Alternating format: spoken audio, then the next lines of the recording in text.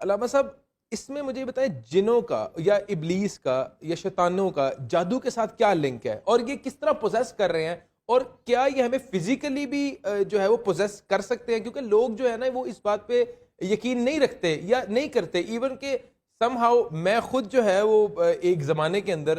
مجھے یقین نہیں آتا کس طرح کہ ایک مخلوق جو ہے وہ آپ کے اندر جو ہے وہ گھس سکتی ہے، کیونکہ ایک میڈیا کے اندر اور ایک یہ ڈرامیٹک انداز کے اندر اس طرح پیش کیا جاتا ہے، بڑا ایک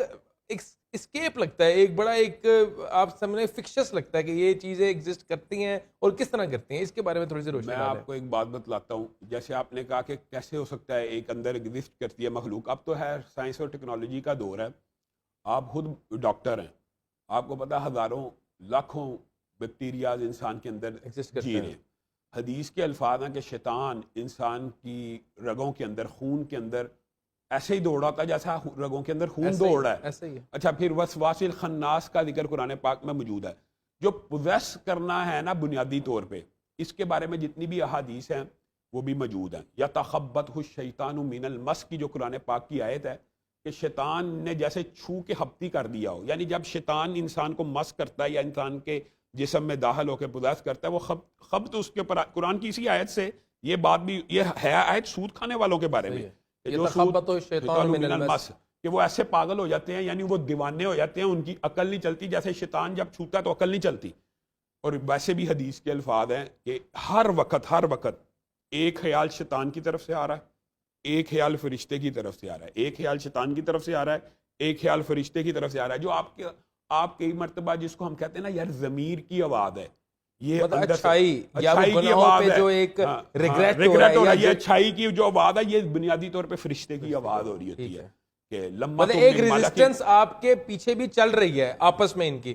فرشتے کی اور شیطان کی ریزسٹنس۔ میں آپ کو یہ بات بتاتا ہوں کہ یہ جو ابلیس و آدم کا مکالمہ ہے، اس کے اندر ہی ابلیس نے اللہ سے یہ مطالبہ کیا تھا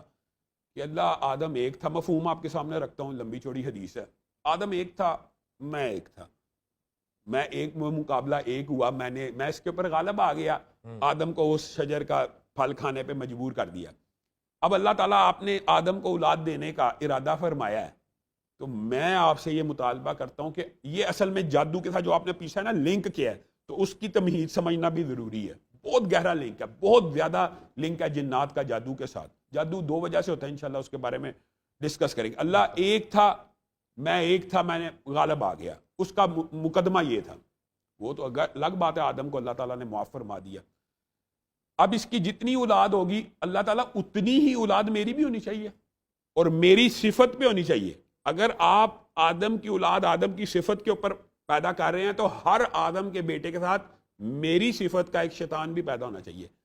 اگر یہ معاشرے کے لوگوں کو پتہ چل جائے کہ جیسے ہی انسان کا بچہ پیدا ہوتا ہے اسی کے ساتھ شیطان کا ایک جو بچہ ہے، بنیادی طور پہ اس کو ہم کہتے ہیں، قرآن پاک نے اس کو کرین کہا ہے، وہ کرین ہوتا ہے، جن ہوتا ہے جی، وہ انسان کے ساتھ پیدا ہوتا ہے۔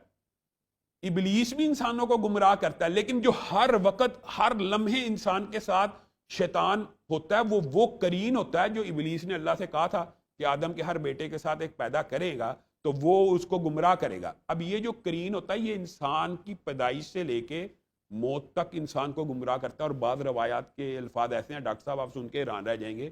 حتیٰ کہ جس وقت قبر کے اندر بندے کے سوالات ہو رہے ہوتے ہیں نا، اس وقت بھی اس کو انفلوئنس کرتا ہے، انفلوئنس کرنے کی کوشش کر رہا مطلب آپ کہتے ہیں کہ جس طرح انسانوں کا فیملی سسٹم ہے،